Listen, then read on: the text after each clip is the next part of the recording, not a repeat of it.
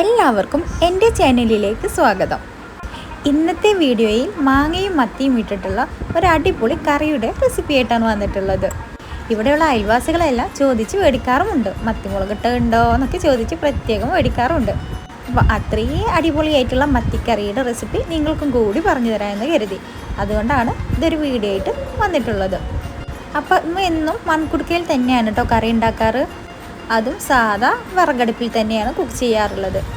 അപ്പോൾ മൺകുടുക്ക എടുത്ത് അതിലേക്ക് ഉമ്മ 3-4 ചകിരിയുള്ള നല്ല പുളിയുള്ള മാങ്ങ ഇടുന്നുണ്ട്.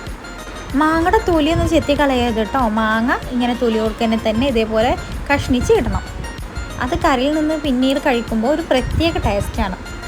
ചേട്ടാ ഇത് കഴിച്ചു കഴിഞ്ഞതാണെങ്കിലും വീഡിയോയിൽ ഞാനിപ്പോൾ ഈ ഒരു വോയിസ് കൊടുക്കുമ്പോൾ എൻ്റെ വായിൽ വെള്ളം വരുന്നു. കാരണം അത്രയും ടേസ്റ്റി ആയിട്ടുള്ള ഒരു കറിയാണ്. അപ്പോൾ മൂവാണ്ടൻ മാങ്ങ ഉപയോഗിച്ച് നമുക്ക് ഈ ഒരു കറി ഉണ്ടാക്കാം. ഈ ഒരു പച്ചമുളക് വീട്ടിലിവിടെ ഉണ്ടായ പച്ചമുളകാണേ. പിന്നെ ഇതിലേക്ക് ആവശ്യമായിട്ടുള്ളത് തക്കാളിയാണ്. അത്യാവശ്യം നല്ല പഴുത്ത വലിയ തക്കാളി 2 എടുത്ത് ഇതിലേക്ക് ഇടുന്നുണ്ട്. 4 മാങ്ങയ്ക്ക് 2 വലിയ തക്കാളി.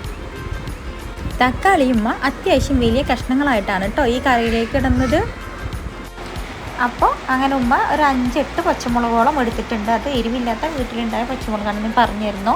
അപ്പോൾ വലിയ എരിവില്ലാത്തത് കൊണ്ട് തന്നെ ഒരു 8 പച്ചമുളക് ഇതിലേക്ക് നടുകീറി ഇങ്ങനെ ഇടുന്നുണ്ട്. ഇനി നിങ്ങൾക്ക് എരിവൊന്നും പേടിയില്ലാത്തവരാണെങ്കിൽ എരിവുള്ള പച്ചമുളക് ഒരു 2-3 കറിയിലേക്ക് ഇടാവുന്നതാണ്. കാരണം മാങ്ങയുടെ പുളിക്കനുസരിച്ചിട്ടും കൂടി പിന്നെ എരിവ് നിങ്ങൾ ഇടണം കേട്ടോ. അപ്പോൾ ഇതിലേക്ക് ഇനി ആവശ്യത്തിന് മഞ്ഞൾപ്പൊടി, കുറച്ച് അധികം മഞ്ഞൾപ്പൊടി യൂസ് ചെയ്യാറുണ്ട്. ഏത് കറികളിലും ബീഫിനാണെങ്കിലും ഒക്കെ അധികം മഞ്ഞൾപ്പൊടി യൂസ് ചെയ്യും. സാധാരണത്തെ പോലെ ഒരു 1/4 ടീസ്പൂൺ 1/2 ടീസ്പൂണല്ല, ഒരു 1/4 ടീസ്പൂണോളം മഞ്ഞൾപ്പൊടി തന്നെ യൂസ് ചെയ്യും. ഇപ്പോൾ യൂസ് ചെയ്യുന്നത് സാധാ എരിവുള്ള മുളക് പൊടിയാണ്. അത് 1 ടീസ്പൂൺ ഇടുന്നുള്ളൂ. കാരണം കുട്ടികളും മറ്റുള്ളവർക്ക് ഇവിടെ ഭയങ്കര എരി പിടിച്ചിട്ട് ഇരിക്കുന്നവരാണ്. എരിയോട് ഭയങ്കരമായിട്ടൊരു കമ്പുള്ള ടീംസ് അല്ല ഇവിടെ ഉള്ളവർ, ഞാനടക്കം. അപ്പോൾ അങ്ങനെ ലാസ്റ്റ് ഒരു കാശ്മീരി മുളക് പൊടി 1 ടീസ്പൂൺ ഇടുന്നുണ്ട്. ഇത് കറിക്കൊരു കളർ കിട്ടാൻ വേണ്ടിയിട്ടാണ് ഇങ്ങനെ കാശ്മീരി മുളക് പൊടി യൂസ് ചെയ്യുന്നത്. ലാസ്റ്റ് കല്ലുപ്പ് ഇട്ടിട്ടുണ്ട്. ഇത്രയേ ഉള്ളൂ. ഇതിലേക്ക് ആവശ്യത്തിന് ഇതിനൊപ്പം നിൽക്കുന്ന രീതിയിൽ വെള്ളം ഒഴിക്കുക എന്നുള്ളതാണ്.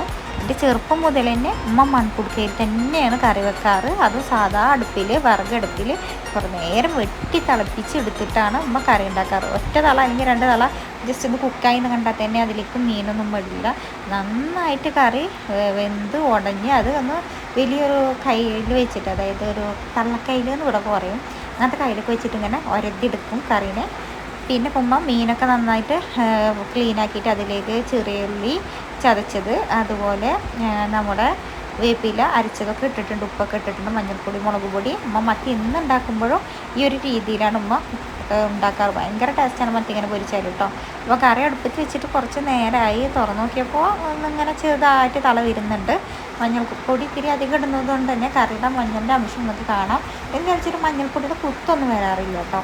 അത്രമാത്രം കുത്തൊന്നും തോന്നാറില്ല. ചിലർ പറയും ഇത്തിരി ഇടുമ്പോഴത്തേനും മഞ്ഞൾപ്പൊടിയുടെ കുത്തി വരുന്നു. ഇല്ല, നല്ല ടേസ്റ്റ് തന്നെയാണ് കറി ഉണ്ടാവാറ്. നല്ല ടേസ്റ്റ് തന്നെ, നല്ല ടേസ്റ്റ്. നമ്മളുമ്പോൾ ഈ കറിയുടെ ഇങ്ങനെ ഒരു സ്മെല്ല് ഇങ്ങനെ തള വരുന്നതോട് കൂടിയിട്ട് മാങ്ങയുടെ പുള്ളിയുടെ ഒരു മുളകിൻ്റെ ഒരു സ്മെല്ല് ഇങ്ങനെ ഒരു പ്രത്യേക സ്മെല്ലാവും.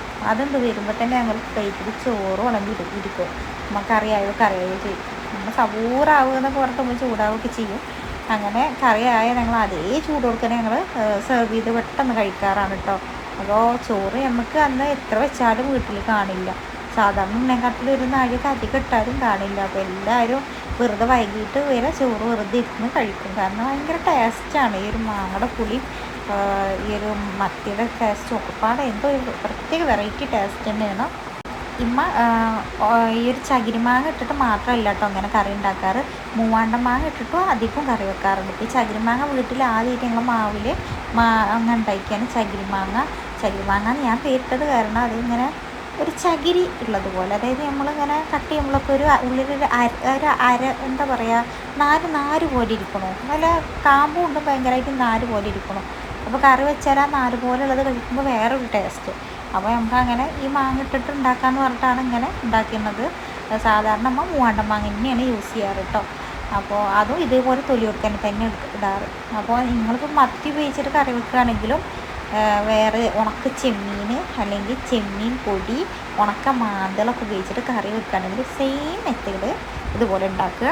ലാസ്റ്റ് അതിൻ്റെ മുകളിലായിട്ട് കുറച്ച് വെളിച്ചെണ്ണ ഒക്കെ തോന്നുന്നുണ്ട്, അതിനെടുത്തിട്ടില്ല. മത്തി ഇട്ടു. മത്തിയൊക്കെ ഇട്ടതിന് ശേഷം നന്നായിട്ട് കറി ഒന്ന് കുക്ക് ചെയ്തെടുക്കാം. ലാസ്റ്റ് നിങ്ങൾക്ക് തൂമിക്കണമെങ്കിൽ ചെറിയ ഉള്ളി, വേപ്പില വെളിച്ചെണ്ണയിൽ ഒന്ന് തൂമിച്ചെടുത്ത് കറിയുടെ മുകളിലായിട്ട് ഒഴിച്ചു കൊടുത്ത് എടുക്കൊന്ന് നേരത്തെ ഒന്ന് ഇളക്കിയാൽ മതി. അപ്പോൾ കറി തൂമിക്കാത്തതിൻ്റെ കേമാണ്, തൂമിക്കൂടി ചെയ്ത കെങ്കേമോ. അപ്പോൾ വീഡിയോ നിങ്ങൾക്ക് ഇഷ്ടമായിട്ടുണ്ടെങ്കിൽ സബ്സ്ക്രൈബ് ചെയ്യുക, ലൈക്ക് ചെയ്യുക, ഷെയർ ചെയ്യുക, കമൻറ്റ് ഇടുക. ഓക്കെ.